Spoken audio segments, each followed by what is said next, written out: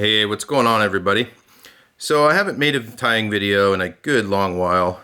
Between guiding on the Sound and running a charter boat out of Westport, I've been super busy and just haven't had time. But this last few days, the weather has been super nasty. I haven't been able to get out on the water, and I've been sitting at home tying flies and specifically stockpiling on chum flies. Should be pretty good chum fishing here this next month, and I've been really looking forward to that. It's one of my favorite fisheries. So I thought I would do a couple videos here of kind of my main two chum patterns. I fish this fly, and then the video I'm going to do next, probably 95% of the time. You can tie all kinds of stuff for chums, and I do mix it up a little bit, but I find that this pattern and the next pattern I'm going to do are usually all I need. This pattern is called a Tricolor Chum Turd. Great name, I know. I believe it's based on a bonefish pattern called the Turd. My buddy Brian turned me onto this one years ago, and it's basically just as standard tie. It's just some Marabou and then two different colors of chenille.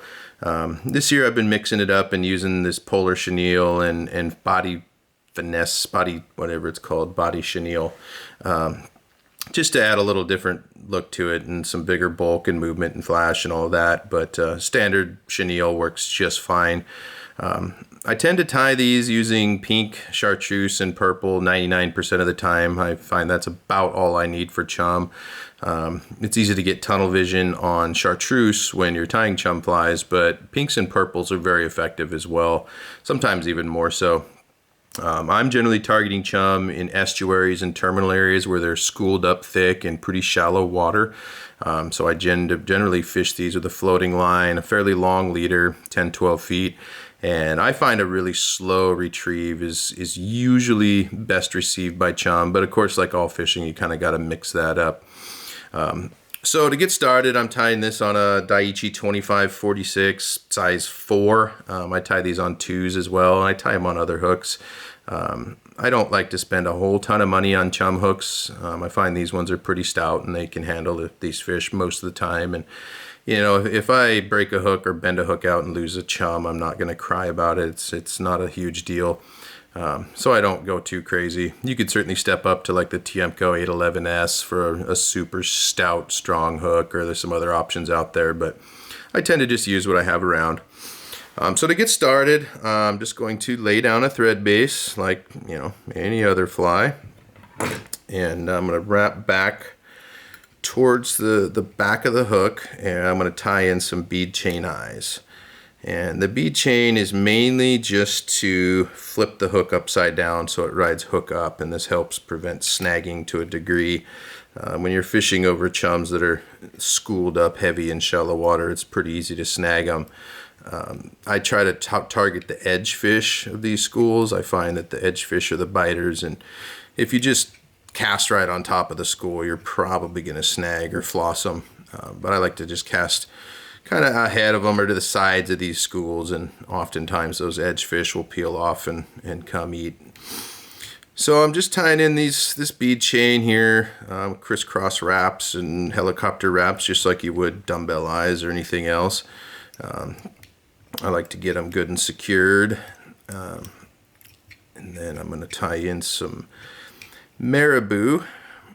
I'm going with pink cerise Marabou for this one. And I don't want this super long or super thick. Maybe just slightly shorter than the length of the hook. And I'm going to tie that in right behind the bead chain. Get that good and secured. And then I tend to tie it up in front of the bead chain as well, just to help secure it a little bit better. Chums tend to be pretty brutal on flies, and so I like to do anything I can to make them as durable as possible. So I'll just get that good and tied in, and then I'm going with some purple.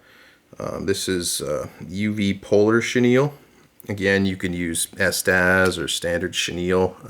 I kind of like the looks of these.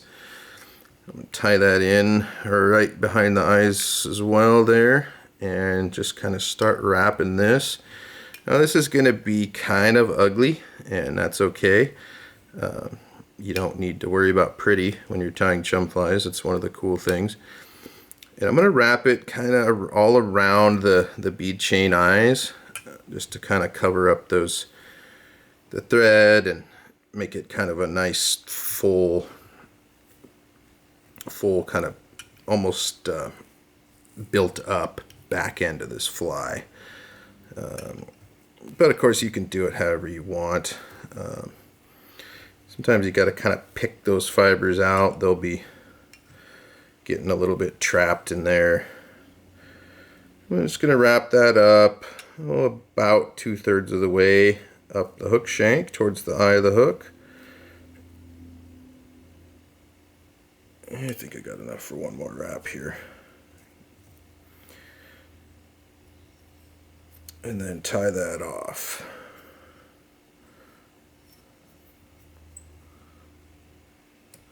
I'm going to just take my scissors and kind of pick that a little bit. You could use a bodkin, but I don't have one sitting out here, so you just want that to be kind of ugly, honestly, kind of frizzy and buggy, and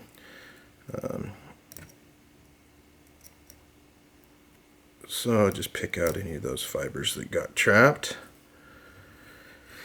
And then I'm going to go with some, this is Chocolate's Finesse Body Chenille, made by Blaine Chocolate. I believe this is mainly for tying game changer flies, but I find it's kind of cool stuff and been using it a bunch here lately. So I'm going to tie that in right in front of the purple and do the same thing with that. Just start kind of wrapping that. And I'm going to kind of stroke those fibers back a little bit as I go and try not to overlap my wraps too much, because it'll kind of trap the fibers behind it and pinch it down, and it doesn't look quite as good. But again, you don't have to worry about these looking too spectacular. Big old gnarly chum should hopefully come and destroy this thing anyway.